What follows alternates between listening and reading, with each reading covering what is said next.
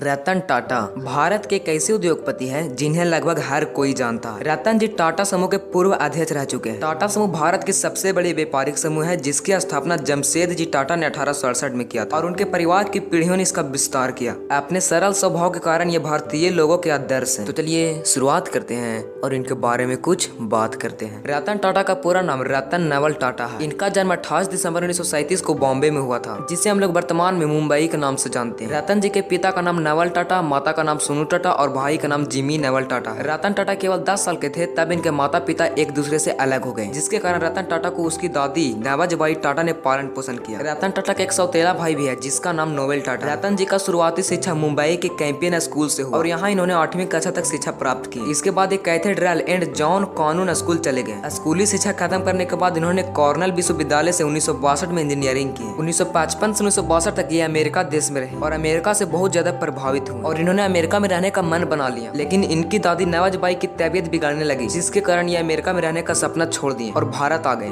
जब ये भारत लौटे तो IBM कंपनी के साथ काम किए, लेकिन JRD टाटा यानी जहांगीर रतन जी दादा भाई टाटा, जो टाटा समूह के अध्यक्ष और रतन टाटा के चाचा थे, उनको ये बात पसंद नहीं आई और रतन टाटा को टाटा ग्रुप में काम करने का मौका दिया। 1962 में इन्होंने टाटा ग्रुप में काम करना शुरू किए और 1971 में इन्हें national radio and electronics company का डायरेक्टर इंचार्ज बना दिया गया। उस समय कंपनी घाटे में चल रही थी, लेकिन कुछ साल बाद रतन टाटा ने कंपनी के मुनाफे में पहुंचाया। कुछ समय बाद रतन टाटा को एक कपड़ा मिल संभालने की जिम्मेदारी दी गई। टाटा ग्रुप की यह कंपनी भी घाटे में चल रही, जिसके बाद रतन टाटा ने इसे बहुत संभालने की कोशिश किया, लेकिन इस कंपनी की हालत सुधारने के लिए 50 लाख रुपयों की आवश्यकता थी और उतना पैसा नहीं मिल पाई और कंपनी बंद कर दिया गया, जिससे रतन टाटा बहुत दुखी हुए। कुछ सालों बाद इनकी दूरदर्शिता को पहचानते हुए इन्हें JRD टाटा ने टाटा ग्रुप का उत्तराधिकारी बनाने की घोषणा कर दी और 1991 में टाटा ग्रुप के अध्यक्ष बने। रतन टाटा के इस पद को संभालने के बाद मानो टाटा ग्रुप की किस्मत ही बदल गई। साल 1998 में टाटा ने अपनी पहली भारतीय कार तैयार की, जिसका नाम टाटा इंडिगा था। इसके बाद टाटा ने Tata Motors, Jaguar, land rover और टाटा स्टील की तैयार किया और भारतीय उद्योग की लिस्ट में टाटा का नाम दर्ज किए। रतन टाटा ने भारत की मिडिल क्लास फैमिली को देखते हुए दुनिया का सबसे सस्ती कार टाटा नैनो को लॉन्च की और भारतीय लोगों के दिलों में जगह बनाई।